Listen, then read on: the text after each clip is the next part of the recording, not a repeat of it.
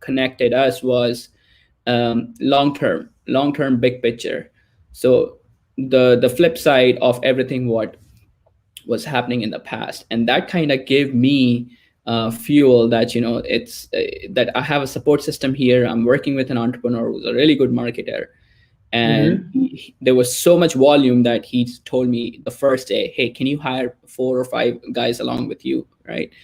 And that's the time when I figured out, okay, I can start that. Now going into technicality, it was Mm-hmm. I had to put a name to it, sail the sail. So sailing the sail means just sailing. It gives a picture of sailing into a blue ocean, and that was my only takeaway on this starting a company. And since today I still don't chase money. In fact, my profits are sometimes uh, you know 100% vested in the improvement of my company and the team itself.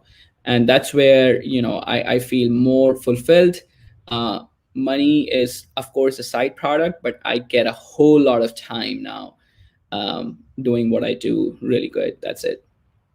So that started in Absolutely. 2019 March, so almost 2 years ago. Mm-hmm. Mm-hmm. Excited, man. That's awesome. Like, you guys, that's really true. Like, every entrepreneur who starts a business, when they have some sort of hungry for money, like they really see some downfall. But now you actually changed your business model to actually reinvest in the whole thing and actually having an impact on your team and on your clients. Now you're actually hitting your business with two comma clubs and cool stuff. So, Sumit, like, would you like to mention, like, how did you actually got started with Mukul, and what was your journey so far?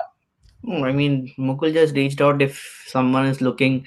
He wanted to get his website done, and then we started working on the website. Website was very shabbily done. I mean, Mm-hmm. we realized that there was a full of malware, and then eventually we started. And then from a website, we went to funnels. Then I created funnels for Mukul, and that's how the entire journey started with Mukul.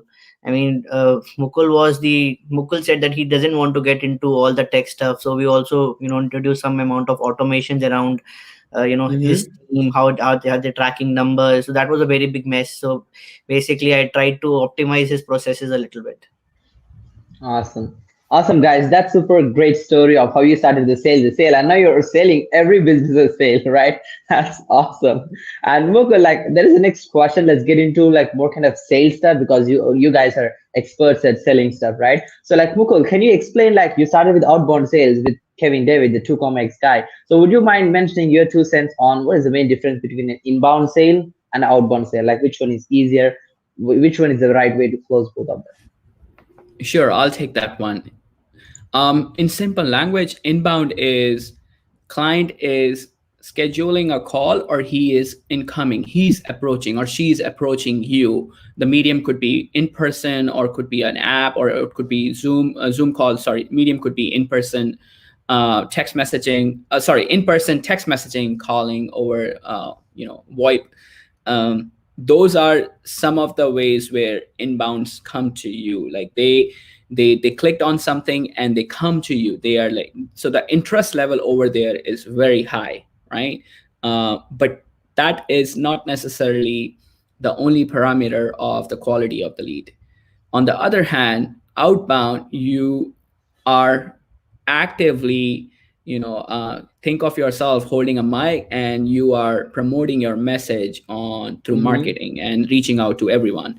So outbound is you are reaching out to the client, right? So a simple example is, let's say you want to buy a car, or in simple way, I think the most common example here is mortgage. You are buying a house and you want to have a mortgage, right? You're shopping for a mortgage. So one is the company can provide you uh, Mm-hmm. a link where you can schedule a call, right? You can schedule a call, you show up on the Zoom. The company doesn't have to do anything. The closer doesn't have to do much, right? Except maybe sending in pre-automated messages. That's also automated, so nothing much. On the Yeah. outbound side, you leave your information and you immediately get a call, or you get a call in 24 hours, within 24 hours. So that's a major difference between inbound and outbound. Personally, I think there is downside in inbound compared to outbound, because at inbound you are betting your time, you're putting your time, your limited hours in sales if the if the lead flow is not good, if the lead flow is you don't know. There's more. I believe there is more relaxation on the inbound Mm-hmm. side, and you think that Mm-hmm. it is more easier, but truly I've seen more frustrated closers on the inbound because they have to face with the no show rate, and they have back to back calls after 30 minutes, and the no show rate catches up to them. But the outbound, you have everything in control. You are the one calling, you are the one setting up your time, you are the one making sure that I do these many outreach. So that's a major upside in outbound, is the control over your time. Inbound, your calendar gets scheduled all these calls, and they don't show up. Guess what? You just wasted 30 minutes or 45 minutes out of your calendar. So personally, I started my career with outbounds. I still like outbounds. Outbounds is more of a Mm-hmm. sales personality too, right? Hustling all the time. And but outbounds has the downside of wearing out. So they both have upside down, downside. You got to figure out what works for you. Absolutely. And this is like, one of the very different things I've ever heard. Like a lot of people say inbound is the way to go. But as a closer, like in the closer's perspective, outbound is where you have the more control on your entity, right? You have more control on the time you spend, you have more control on the people you need to choose to call, right? But inbound is more like paid, where you have people who book a call but don't show up. That makes a lot of sense. And like one personal question, Mukul, like, do you think the outbound sales, like this cold calling, cold outreaches, do you think they still work in 2021? Um, That's a tough question, maybe. no, Very it's not general. tough. I'm finding a situation where, you know what? Let's keep it as simple. If you are interested in purchasing a bike and somebody calls you, let's say you go on a platform and you want to buy a bike, and Mm-hmm. somebody calls you out of the blue, hey, I saw, Nikhil, that you posted your information. Is it still a good time for us to chat? You're wanting somebody to reach out to you if you really want to buy it, or even I if you agree. are curious. So Yeah. I don't see that on like what, I don't know why you say that it's 2021 or not. I think what you're referring to is um, people getting people getting scammed out of these cold calling for different reasons. But if somebody Yeah. reached out, like for example, if I'm refinancing my mortgage and I go on Costco.com, Costco mortgage, it has Mm-hmm. partnered with 7 to 8 mortgage lenders, and I want to get the best quote. So they're all giving me a call, and then later on I cannot take two calls at a moment, so I have to take one call, one by one call. So it kind of helps when the business is showing interest in helping you out. Now, again, it can happen both in inbound and outbound. If the legitimacy of the business is not good, then it can hurt you. But Mm-hmm. it's not gonna go away. Customer, especially in US, it's a very consumer market, right? Yeah. Um, I don't see it going, man. That's awesome, buddy. It's like industry experts have named, like, what, like outbound isn't working. So that was my question so far. But yeah, no worries. Thank you so much for answering. Let's get into the next question, Mukul. Like, what do you think? Like, what are the main advantages of having a remote sales team? So like, Sumit, you want to take this one? you would love to maybe. No, Yeah, yeah, brother. go But for the it. thing is, I know the way the biggest advantage of having a remote sales team is scalability. I mean, with when he's sitting in US, he's able to get access the markets of Mexico. He's able to access the markets of India, markets of Europe, and markets of US as well. The biggest Mm-hmm. advantage, which I feel with remote sales team, I mean, people say it's cost. I don't think so. It's cost. It's about scalability, because the hunger that you get, from the people in Mexico, people in India, people in Philippines, perhaps you don't get that kind of same hunger for success from people perhaps in US, and that's what Mukul has capitalized very really really really well. His remote team is not about having like saving cost.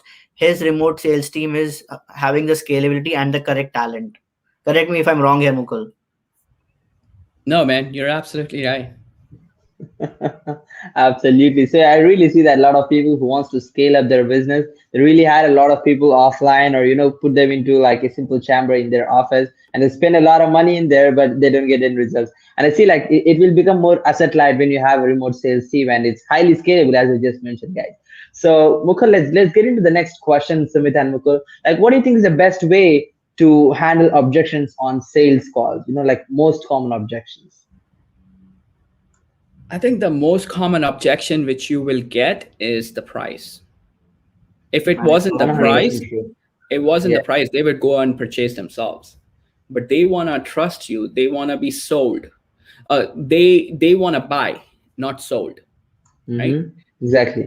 So that's And the I just number want one to add objection. one more point here. Sorry, Mukul. Go for When it. Mukul says price, it's not just the price for high ticket items. Like even if you have to sell something which is of $200 and you have to sell something of $5,000, I think the price objections would always come because price is always related to the value a person gets. And if they are True. not able to understand the value that they're getting out of the price, then like Mukul always says in his coaching program, if you're able to show the value, then price becomes immaterial. True. Yeah. So sorry, Mukul, to jump in. No, man, let's do your thing. So price is number one objection. I think Mm-hmm. that's why we get on a call. If the price is typically what I have seen is people who know what they are doing, then for them the price is not the objection. For them, it's more on the technicality side, and that typically leads to more high ticket offers. But for low ticket offers, you're attracting an audience which will, which are crunching through the pricing. So again, the value of the product should appeal, the offer should appeal, but handle objections, I would say best way to handle is to listen. True that. Yeah, like that's awesome. A lot of people on sales calls, they just keep on talking like a duck, but they didn't really listen. But when you carefully listen to the prospect's mentality of where they're actually having some objections, and if you just clear them off, I think they'll be off the fence and ready to purchase. That's awesome, guys. So let's get into the next question, Mukul. As you've already been like backbone of people who already sold multiple eight figures and stuff like that, like what do you think are the most common sales mistakes businesses to avoid right now? Most common sales mistakes every business does. Well, as a business owner, first of all, if you are not making a sale, that's already a mistake, and you will call yourself a business. That's not true, right? Um, because sales drive everything, and sales is driven by people knowing, people trusting you, and people have certainty to buy. Right now, sales mistakes to avoid as a business owner. Now we are seeing it from a business owner perspective. Let's say, Mm-hmm. Nikhil, you own a product, and you're a business owner. You got the marketing going, but the sales are not happening. So, and Sumit is expert in that. Let's say, especially when you are having a workflow. Okay, I'm gonna put ads on Facebook. It's gonna be a call funnel, and the call funnel is gonna generate me revenue. I hired closers for that, remote closers. So if the call is, if you're getting the calls, but if you are not able to close, then something is, there are two things over there: either your offer or the salesperson. There are two things over there. But if you are if you are not getting the calls, then it's your marketing. So the mistakes which you are saying as to avoid as a business owner, it could be very dynamic, depending upon where you are in that workflow of marketing and sales, right? Mm-hmm. The tracking parameters. You could have the best product, but if you're targeting an incorrect audience, then it's not gonna do any good. So I personally believe that sales mistake to avoid as a business owner is to do a lot of testing. And that's where I think one of the guys, Dean Graciosi, He does a Yeah. lot of testing. A big example of this are Amazon and Netflix. You know, Netflix has more content which is not watched than the content which is watched. So True. that means Netflix is collecting that data, what is being watched, and they're taking as data as their direction towards what they want to create content for people living in India, for people living in Ireland, for people living in US. And that's what is I meant by testing. So one of the best is one of the biggest mistake you can do while you're in is be complacent about your mindset and wanna do things according to how you want and not what the client wants. True. That's It it. will be That's a my take. narrow-minded mentality. Yeah, absolutely. Any take on your side, Sumit? I mean, Mukul nailed it. When he says that it's about the audience and testing about the audience, that is absolutely true. If Key. you can't test your audience, you can't basically find the buyers, and if you can't find the exact buyers, there is no point of having the sales. So Exactly, and it really costs a lot to acquire non-buyers, right? Than buyers, actually, exactly, it right? really costs a lot to acquire even a single buyer. Absolutely. And I'm curious to know, like, this question was on demand. Like, Mukul and Sumit, like, what is your go-to strategies to acquire clients for your clients and yourself? Like, is that Facebook ads? Is that cold calling, outreach, cold email, or SMS marketing? Like, how does that look like? Mukul's business, he didn't have to do any such kind of things. It's so much on his efforts and word of mouth marketing. He gets clients, and I mean, right now, touchwood, sale is at a situation where in we are getting leads on a constant basis, and we are seeing which client should we be onboarding and which client should we not be onboarding. There You had the is option to pick. exactly, yeah. That's awesome. So we don't do So, any kind like, of Facebook ad. We don't do mhm. any kind of. I mean, we just do social media posting. That's all we do. Uh, I don't think so. We do anything else apart from social media posting. No. That's awesome, guys. And like I think it's the core offer, the value which you're providing to a business owner, which is driving your business to scale it to the next level. Truly, right? That's awesome. So let's get into the next question, guys. And this would be super awesome. Like, what kind of tools? And you have a lot of stuff on the table, a lot of clients, their appointments, your sales team. You need a lot of systems and processes to align everything on a straight line, right? And if you don't have that, it will be rolling around and it will really create a big mess, right? So what kind of tools, systems, processes you have in a straight line to maintain everything? Like keep it more simple. Like how does that look like? Please take it, Sumit. I mean, in the initial time, we were just focused on Google Sheets, and that was also very ad hoc. So the first thing we did was we actually created Streamline Google Sheets, wherein we used to record the leads of an individual client. I mean, it was kind of a mini CRM system that we did based on Google Sheets, wherein each and every customer leads were captured and they were assigned to the the closers, and the closers used to record their meeting with each and every lead, and they used to write down the comments. The simple factor being, if they would have comments in front of them, they would be able to look at the comments later on. Then Hmm. the biggest problem of this was like if you look at a sales organization, closers like to close sales, they don't like to report sales, like they want so the biggest pain point at the end of the month for us was to get the legitimate sales from each and every closer, so that we can pay them fairly. I mean, we used to Hmm. know the overall sales number, so we would be getting commissions from our clients, but how do we pay to individual clients? So that was the next phase, and for that, we have implemented systems such as a pipe drive now. So pipe drive is a Hmm. CRM solution. What happens in the pipe drive is that each time deal is won, it gets up. I mean, pipe drive basically knows about it, and then it notifies, okay, that the deal is won. This is the price point at which it is converted. This is the close that he has done. So it's a journey, like it has not happened overnight. I mean, it's been 2 years since like Mukul started out sales as sale, and it's been actually 1 year since the time we have had productivity systems in place, and I'm sure this is going to change again. but it's just a journey. We started out with Google Sheets. Now we are moving towards the CRM solution. That's how it is Mm-hmm. moving. That's awesome. And do you have any specific tools which you use to take your productivity to the next level, manage your task and stuff like that? We use this productivity tools like Trello, wherein we can look at the tasks. We also have, I mean, for communication we use Slack right Mm-hmm. now. That's all, like I won't say that we are the perfectly Eh, managed.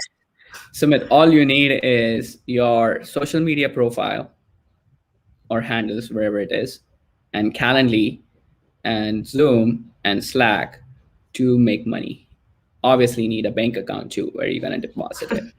That's all you need to actually simplify things, right? Then they are Absolutely. free tools. Exactly, exactly. So people really try to complicate the stuff, and you made it as simple as that. Having a Yeah. platform to connect with your clients, getting them on a calendar, use a Calendly to actually book them, and have a Zoom to hop on, and a bank account to accept the payments. And there you go, you made a sale, right?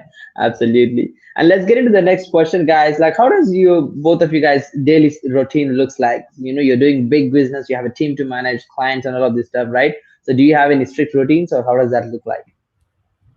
Go for it, Sumit, because this I is gonna think be you long should for go for me. it because you have a better routine than me. Mukul is a very big health freak. I don't know whether you know it or not, but Mukul is ex-US Army. Mm-hmm. So, and being from an ex-US Army, he has a very, very strict routine. Like he wakes up in the morning, he goes for running. I am not that much into routines and all that stuff. But Mukul is the one who is the perfect to tell you what exactly is the daily routine for success. Mukul, Okay, go for it, man. You have no first of choice. all, let me simplify this. It's a daily routine for my inner satisfaction, even if I do not make money that day. That means the success part of things are only, they're seen from the material perspective. And obviously this question is also driven from that. I understand that part. But Mm-hmm. I personally suggest that even if you are not a business owner, you if you do something which is pushing you or challenging you from a physical level or from the mental level perspective, it's going to make you feel accomplished. And when you feel a bit accomplished by solving that puzzle, solving, going taking the challenge head on, it gives Mm-hmm. you the confidence. So things which works for me very well as a single guy now and married is, first off, you know scheduling time for stillness. I don't need the social media, I don't need anything, just stillness. And I observe that stillness in the form of meditation. We are all from India, so we could figure that part out. Mm-hmm. Number Mm-hmm. two, reading a book without touching any sort of like gadgets around. So currently I'm reading Psychology of Money by Morgan Housel. Wow. And Mm-hmm. I believe working out not only makes my mind clear, but Mm-hmm. it keeps me healthy too. It keeps me, because seeing my hereditary, where I come from, and inheritance, there is high chances of different heart diseases. So I like to ensure that, because I know one thing for sure, that I can make money, but one thing which is not under my control is how much time do I have. But these are the things which you can fuel in a way where, um,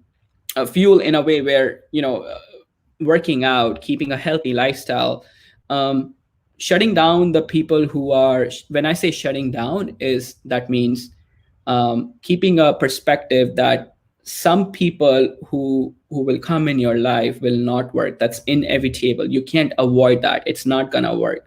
So keeping, Mm-hmm. keeping yourself safe from that environment or those conversations, right? um, Another thing is, if you have a family, I'm going to tell you one thing, and these are my perceptions, these are the things which are big on my list, how I do things is, uh, Mm-hmm. towards the end nobody else will, but your family will be there.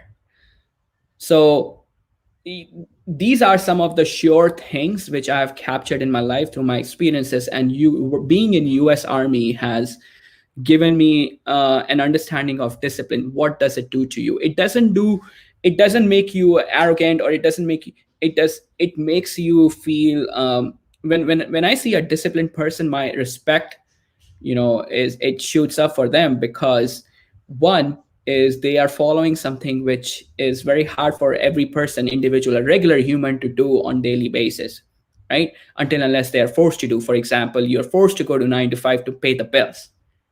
But if you are doing something on your own, like, scheduling time for doing something which will which will keep you mentally and physically healthy, Mm-hmm. uh, it you know I feel that they perform better, they talk better, they have a high sense of understanding of themselves. The self-awareness kicks in for themselves. So Mm-hmm. uh, I personally feel, with or without the factor of success, I believe you should have a routine where you are giving time to yourself, which is giving you a direction to, which is improving your physical and mental health.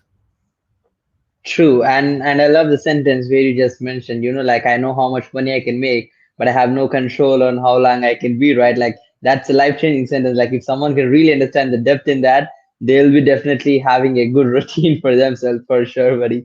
That's awesome. Thank you so much for this. And I had a great takeaways from that. And let's get into the next question, guys. So, like, what will be your suggestion for a 20-year-old you or someone who is getting started out right now? Take it, Sumit. Take it, man. Get started. That's all. Get started. Like the sooner you start, the sooner you fail, or sooner you succeed is the only thing. I mean, I when me and Mukul, so me and Mukul, are school buddies. We used to go to school together, and we had Wow. time to discuss. Uh, like what would have happened if we were 20-year-old. We just say that at 20-year-old we were more interested in chasing girls as opposed to thinking about businesses. So the biggest advice would be get started. That's it. Nothing So stops you at Absolutely. 20-year-old. Nothing stops you at 20-year-old. Just your own mindset stops you. Exactly. How about you, Mukul? Anything on that? yeah, um, a 20-year-old should do their 20-year-old thing. um, I believe at 20 years old, I carried a lot of responsibility, and that was my fate. So I can't avoid that. So I had to learn different ways to do things on my own at 20 years old, right? Like in India, at least you are 25, 23, you stay with your family, you nurture with them, you grow a family with them. It's our culture. I was in a situation where I had to think about the next month by myself.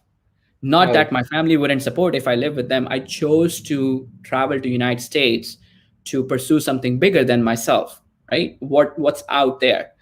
So Mm-hmm. a 20-year-old should do the 20-year-old things, which I don't know, like Sumit said, chase girls. I don't know what it totally is. There is no right and wrong answer to that. But what a 20-year-old should not do is get into the mindset that making money is the only way to feel successful. Is to get into certain difficult habits which will be hard to get rid of. Like I used to be a smoker at 20-year-old, so Mm-hmm. that has taken away some sort of my healthy well-being. What I should think 20-year-old is, uh, first of all, as a 20-year-old, I used to think my life is over at 30. Okay. And at 20-year-old, I really wanted to make $1 million because I joined a MLM which promoted only $1 million. Well, they were promoting a Whoa. message of freedom, right? So that kind of drove my decisions. I personally feel a 20-year-old now these days, they come under a lot of pressure. What primarily because before there was a pressure, it was also an environment given to them. That means the competition was low, there was less distractions, no technicality. Life was simple back in the day, early 2000s. Now we Mm-hmm. are talking a 20-year-old having to deal with the family pressure, having to deal with the peer pressure, having to deal looking good on Instagram, making sure they're making good TikTok videos or reels or whatever it is. And then they expect themselves to become an entrepreneur too. I'm not saying that many people are not doing. I see a lot of Instagram accounts, they're promoting, a different brand. So do your thing. But what I feel is a 20-year-old should not think about things which should not take decisions which can make them insecure, which can make them unhealthy.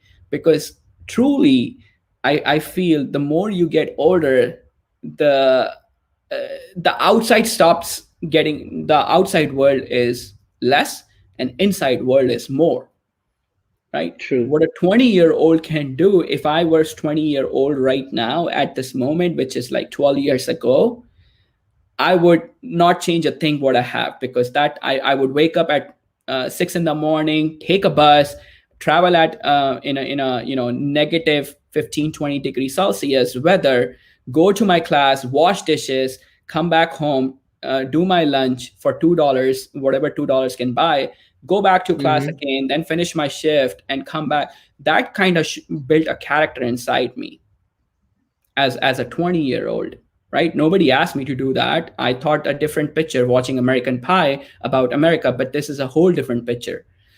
But that gave me a character and perspective on what are the things. So what are the things looking, so what are the things in the future lined up for me, right? So a 20-year-old should really think about one thing. If I tell you is, if takeaway is, be frugal. Be frugal in, because truly money is going to make your decisions very easy. It's going to provide you options. It's going to make your life comfortable. But ultimately, you're going to seek happiness in a way where, how can I, there's like a constant pressure and on my shoulders. There's a constant thing which is making me chase something. I don't know what that is. And as a Mm-hmm. 20-year-old, your testosterone level is too high. Everything is high. And you don't, Yep. it kind of builds up that pressure inside you. And that's where I feel that, a 20-year-old should not think about all the money part aspect of it. If that's a driven part, they should really think about what is the long-term thing which is going to make me happy, which is going to provide me independence, the freedom. They should optimize their life for freedom. So when I say frugal, that means find a way to save a lot of money, and not only save, learn how money makes money, because that's going to give you a true freedom. Think of $1 as your employee, and how that $1 is going to work, and multiply by 1,000, 10,000s over the period of time. How much independence that will provide you. The problem is a 20-year-old doesn't have a perspective of a 35-year-old, or they think that life is over at 30. I'm old now. But personally, my life actually started at 31. At 31, I was still in negative 26K debt when I moved from Boston to Atlanta. And I started all over again because of my stupid business decisions, which I did, right? So my understanding is more for a long-term picture. And if my only suggestion would be is, go through experiences of being fail a lot, but do not make yourself insecure. Do not put yourself in a situation that hurts you, as you have a lot of energy at this age, a lot of testosterone. Experience a lot, fail a lot, travel a lot, because you have too much energy. But I would say, save as much as you can, and let that savings go into investment, which is going to give you an insight that money makes money. True, and that's all in a nutshell. That's awesome. Like, I believe like what you exactly mentioned is true. Like at 20-year-old, the people, the person to actually try to build their character of how they want to be, right? Like build the long-term vision of what they should be actually working on. Shouldn't get attracted to the negative stuff, which doesn't really matter on a long term, and squeezes all the energy from us, right? And I believe like a lot of people, especially right now, they don't have financial literacy because they're drawn to this new Instagram thingy, the Gucci's and all this Lamborghini stuff, which doesn't matter when you're actually getting older, right? So you should be thinking in a wealthy mindset. And hopefully, like everyone will learn from this session, and they would actually start like learning about more wealth, how business works, and what they are really driven to and work on themselves, right? So let's get into the next question, Mukul. to, I to would give love to to. give you to give you one more perspective, at 20-year Mhm. old, I wanted $1 million and a Lamborghini. Today I can afford a Lamborghini and wear anything which I want, but I chose not to because I understand that whatever I have built, I'm gonna lose it. I'm not gonna. So I want to learn how to maintain buying Lamborghini every year. So I have 10 years worth of Lamborghini I can buy every year, and I take my risk just buying one and keep it as is. So problem is, people, as a 20-year you will learn, but take this. Making money is the stupidest thing in the world. Anybody can make money. Keeping is not. True. It's not about the revenue, it's about the net profit. How much you're actually saving it, right? How much you're actually reinvesting it into a place where it actually grows and gives you the real financial freedom, right? And it's not about the Lamborghini which you can buy right now, it's about the Bugatti which you can afford 5 years down the line, right? And again, it's Yeah, not man. buying a Bugatti, it's just having the money sort of as an investment which can grow, right? Absolutely, Mukul. That's awesome. Let's get to the next question. Like, so far you've done so many big things, made a couple of $1 million for your clients and yourself and all of the team which you're working with. And what do you think are the biggest achievements so far for both of you guys, and any next bigger goals? Sumit, go for it, brother. I mean, for me, my life's biggest achievements would be to have a good family life, and my bigger goal would be to provide for my children so that they're well taken care of. That would be my life's biggest achievement and bigger goal. I mean, money achievements, they come and go, but I believe family life is something that has to stay there. Absolutely, absolutely. Thank you so much, Sumit, on that. How about you, Mukul? Any bigger achievements and bigger goals? How does that look like to you? I think if I open up a suitcase of mine, it's gonna pop up achievements of things which I could never think of or imagined. It just happened that my adverse situations got me to that point that these are the opportunities and they became achievements. So, for example, coming to United States, right? Not going into Delhi College of Engineering and not going into different colleges in India gave me an opportunity that I can come to United States. So that's where it started for me. It may not be a big deal for many, but it became a big deal for me from where I was at that time. Then Mm-hmm. getting into United States Army, I think I that will always stay with me. Just going into there and working your ass off for 14 hours every day, physically and mentally, it takes a toll on you, but it pushes. It gave me a direction. It gave me so much direction that it's an asset for me. So getting into that, and the number third decision I would say is getting married to the person opposite to me, because that's exactly what I needed. So those are the biggest achievements, because the rest of the things are side products, like the money, the house, the everything else, the travel. They Mm-hmm. are the side products um, of those decisions, the high level decisions I think I made. Mm-hmm. Any bigger goal next?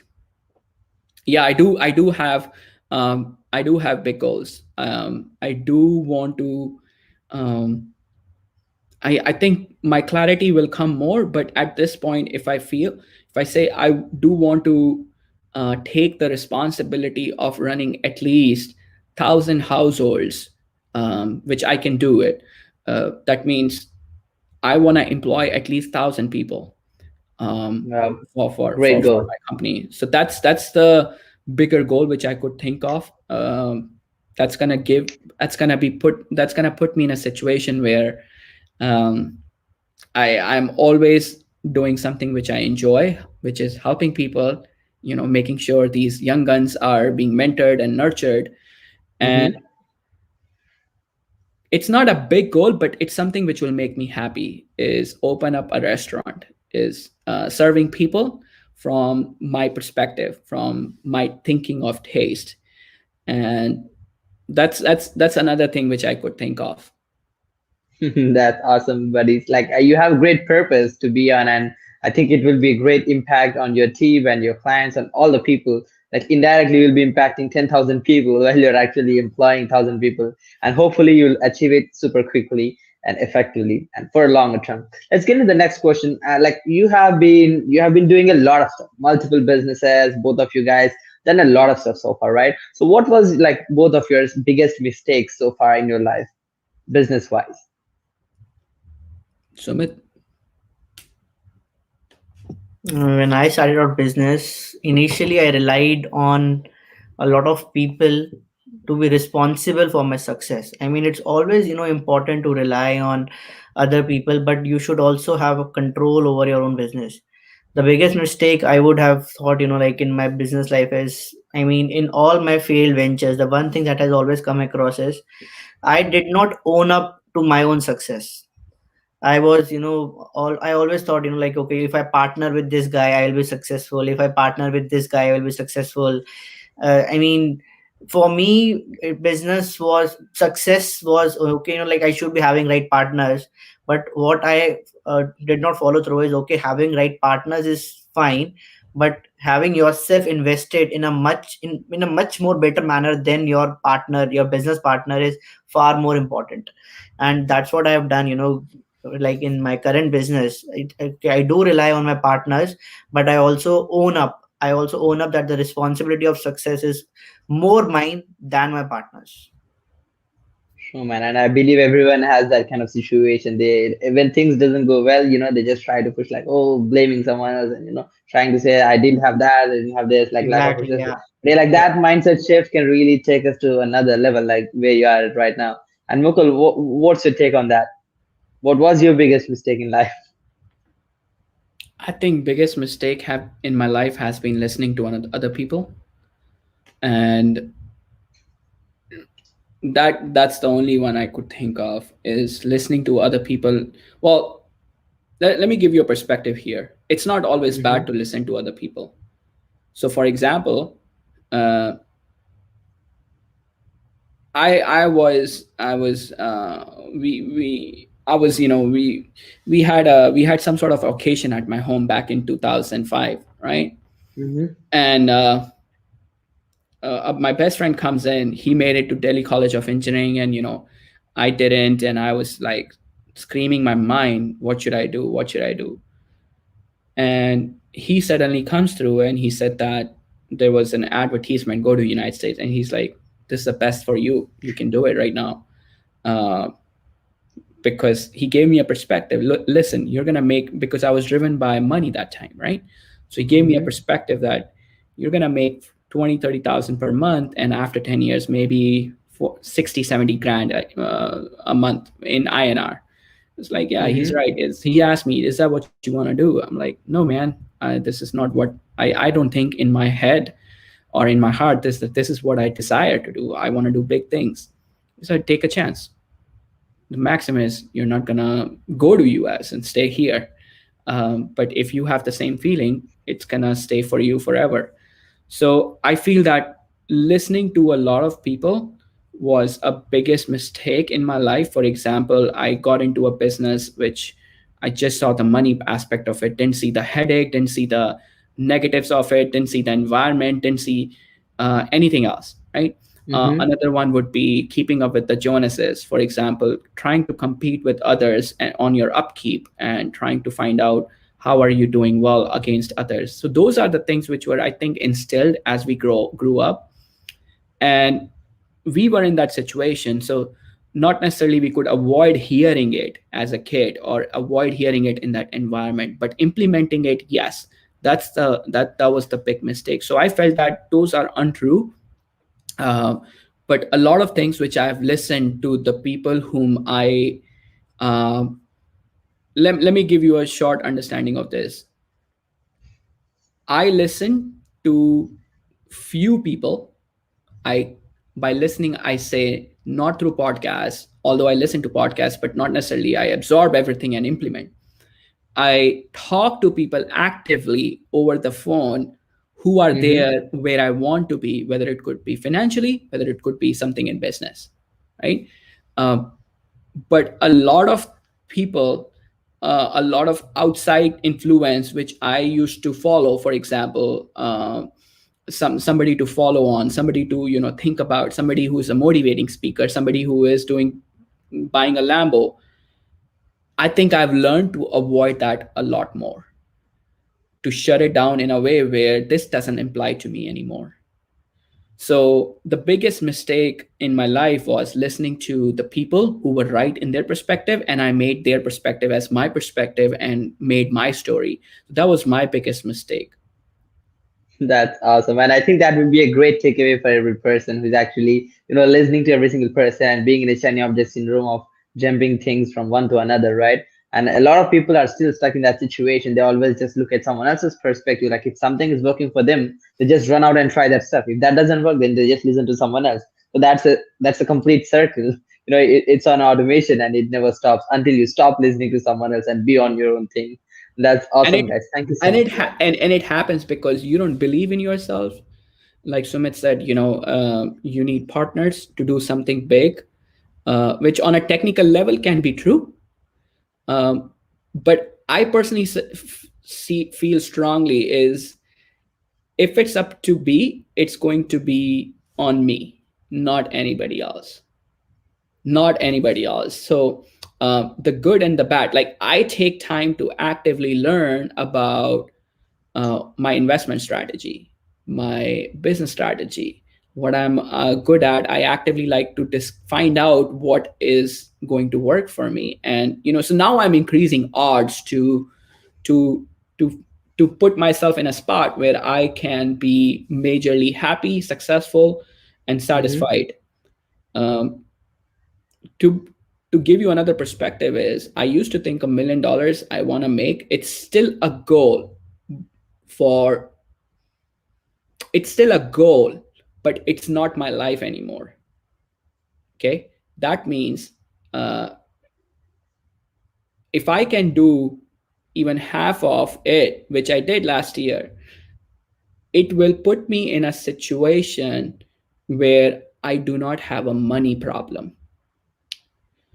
So that means I can always avoid the fact that I want to make $1 million, because that's not the answer for me.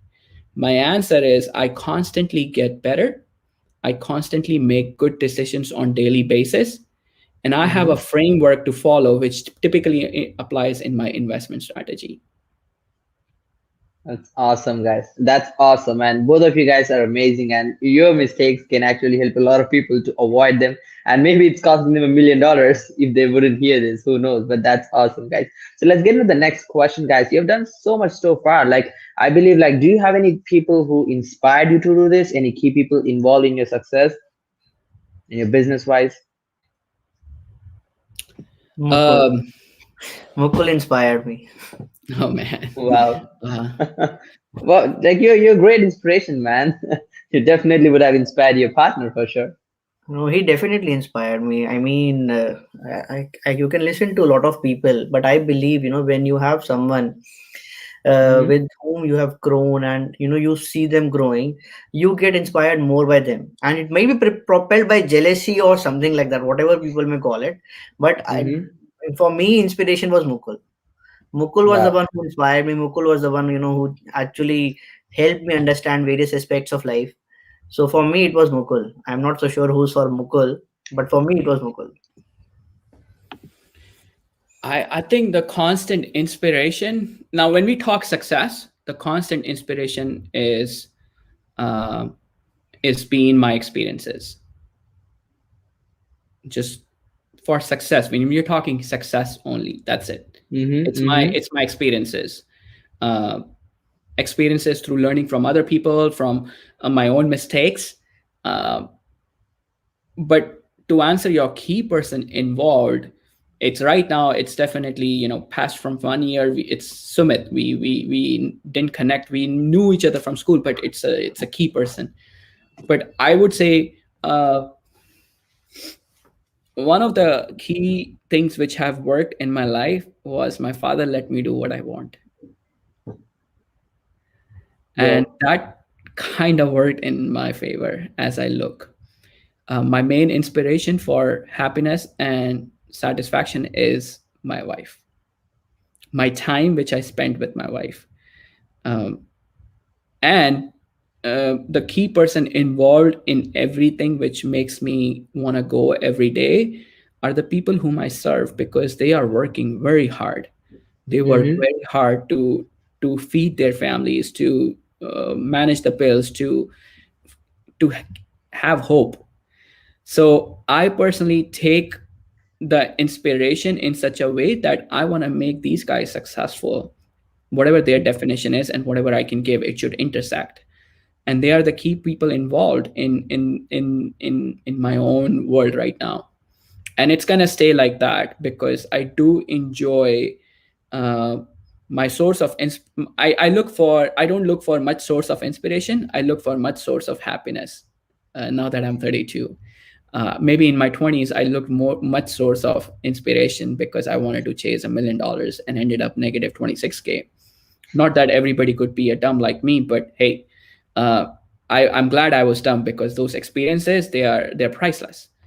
Yeah. So there are key people involved, like my friends. I never want to talk business with them. I never want to go in business with them. I don't want to talk anything else except eating out, because that's a source of my happiness. Same goes for my relationship with my wife. Same goes for my family. When it comes to success, I personally believe um, uh, I have a friend whom I call on very regular basis on, hey, how did you get here? How did you get your investments to do so good, right? And that's a Mm-hmm. framework I have, and that's basically is gonna only dictate the money part of it.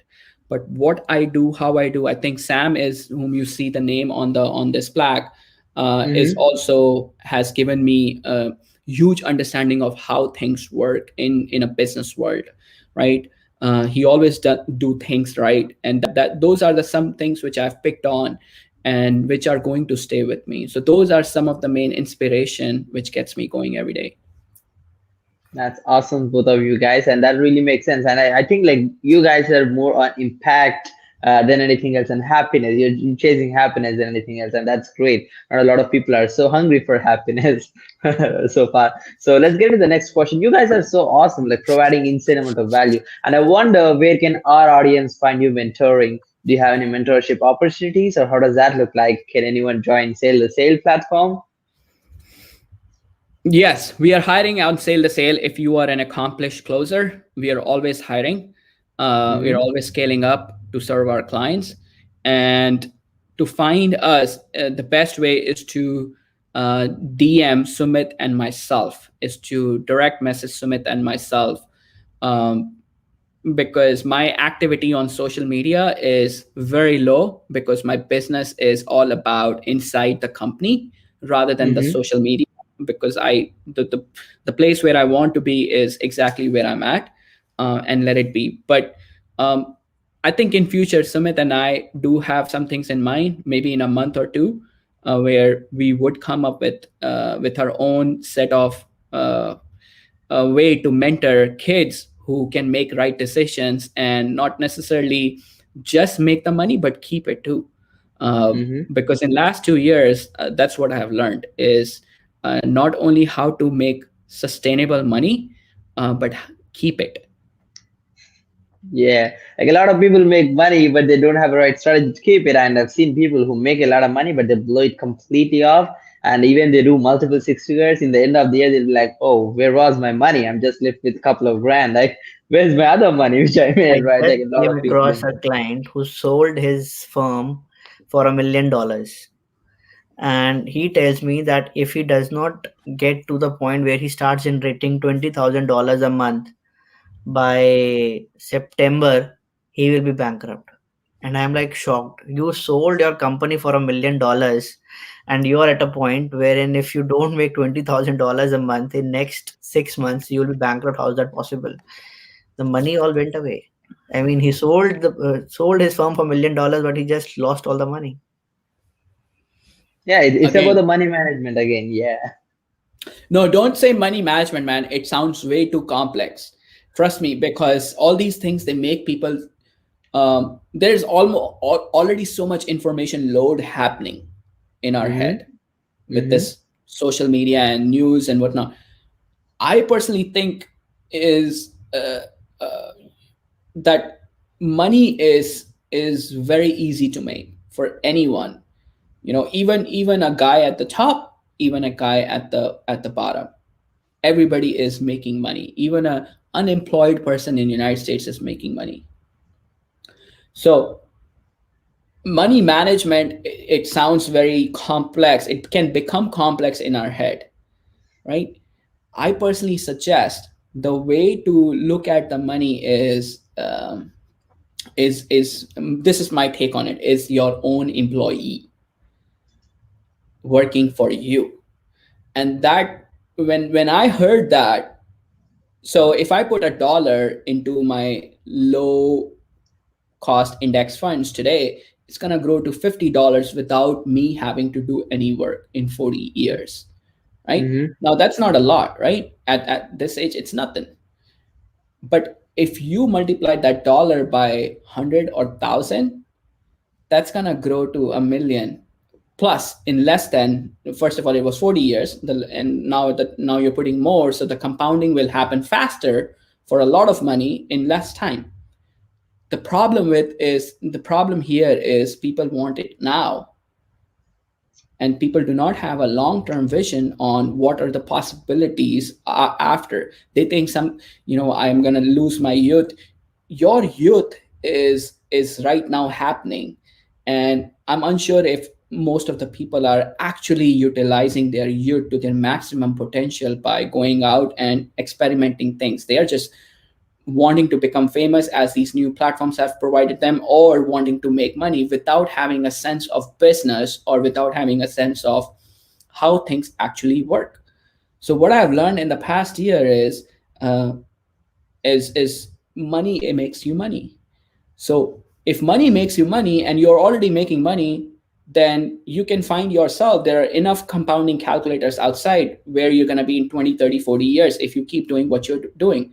Well, if you want more, then increase your income and don't disturb the compounding, because the framework works for top dogs and bottom, for everybody. And by framework, I mean is let your money be automatically invested into Mm-hmm. low index mutual funds, right?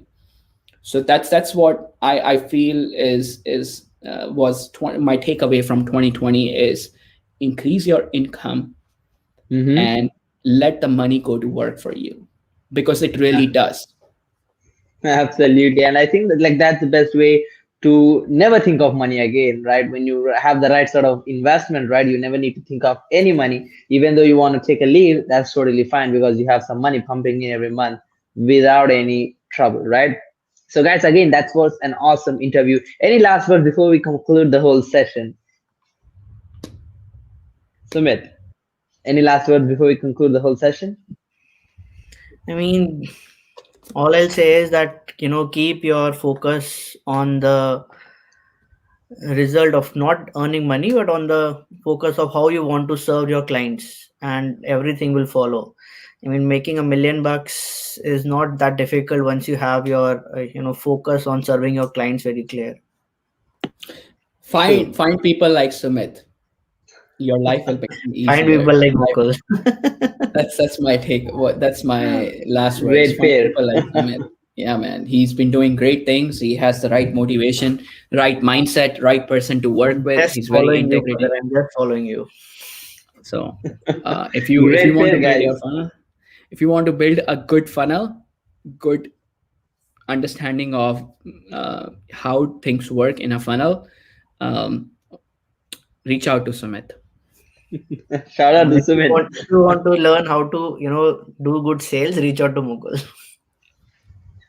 Come on, man. I never think I'm a good salesman. I don't think so. I think I'm a good conversationalist, but not a good salesman.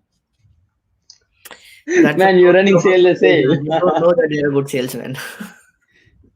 That again, that's your perspective. My personal take on this is, I think if I were to be a good salesman, I can be really good, but I need a different framework. Like I can be a really good car salesman or a really good real estate agent, because that's like, you're in person at the moment. But over the phone and over Zoom, I've realized I'm a good conversationalist. And I do not even realize that I'm putting my sales techniques or anything in the play, and the sales happen, but I do not realize that. So when did I really sell that? That's how I feel. But you can call that I do good sales. But a good salesman, go to car sales. I mean, again, different perspective. They could be obnoxious too, but when it comes to sales, they want to make it happen. They want to like sell you. They will be after you. So that's one of the definitions of good salesman too. And another good salesman could be a listener too, just listening, like a therapist. And I think I'm on the other side of the things now. Wow, that's awesome. And guys, like one last question before we conclude the whole session. Like, what do you think is a good percentage of closing, like in inbound and outbound? So like 10%, 20%, like how do you actually rate a closer depending on situation? On a larger scale, because small numbers doesn't make any sense. Hey man, I think that's an irrelevant question in my past two experiences. I can give you industry standard in inbounds is like 20%. Outbound is less than 10%, I would say, somewhere between 5 to 10%. But that's an irrelevant question. You should really think about what's my offer? Is it resonating with the audience? Is my audience right? And my closing rate will depend upon, obviously. So if the product is and the offer speaks to your audience, you might find your closing ratio to be really high. True. So like it's the quantity, like it's the quality of the people who you're serving to and the product value which you're providing to them, and that will completely give you the output of the closing rate, and that really makes sense. It doesn't matter if it's good. It should align. It should align. The value of your product should align to the people whom you are selling, and that is a place where you are able to. Let me give you an example, right? Let's say you're trying to speak to your girlfriend, right? You have a girlfriend? Oh. Okay. Well, let's say you're trying to speak anyone who is trying to speak to their girlfriend, new relationship, right? And would you be able to speak at a concert or at a quiet place? Everyone chooses a quiet place for sure. At a quiet place, right? It's a no-brainer, right? So my point here is when the closing rate is going to be very dependent upon how you place yourself in the market, your product, your offer, and that's in your control. To target audience also is in your control. So your positioning is very much dependent upon your ultimate closing ratio. Now, if it's a call ratio, and if you're not a good sales person, which you realized then find a person who is really good at it. I don't know how to build funnels. I don't know the technicality. Sumit is good at it. So don't get hung up on the closing ratio prior. Test your offer. Test what your target audience are. Yeah, like it's about more like the pre-frame which the client has before they hop on a call, which really determines the closing rate, right? And that's awesome. And again, Sumit and Mukul, thank you so much for joining. And again, thank you so much for amazing opportunity, guys. I really excited and to have you on this interview. Thank you so much for the amazing value and all the learnings. Yeah, absolutely, guys. Excited. And we'll actually probably have another session after a long time. Excited to see you guys doing that impact which you have and hit the goal of having over 1,000 employees in sales. And everyone who's watching this, hopefully you love the session. I'm actually going to add Mukul and Sumit's links in the comment section so that you can reach out if you have any help, if you need any help with sales company and any help with funnels and cool stuff. So stay tuned for the next interview, guys. And this is it so far. Thank you so much, guys. Peace out. Thanks, Nikhil. Thank you. Keep doing the good work. Bye. Have a great day. Thank you.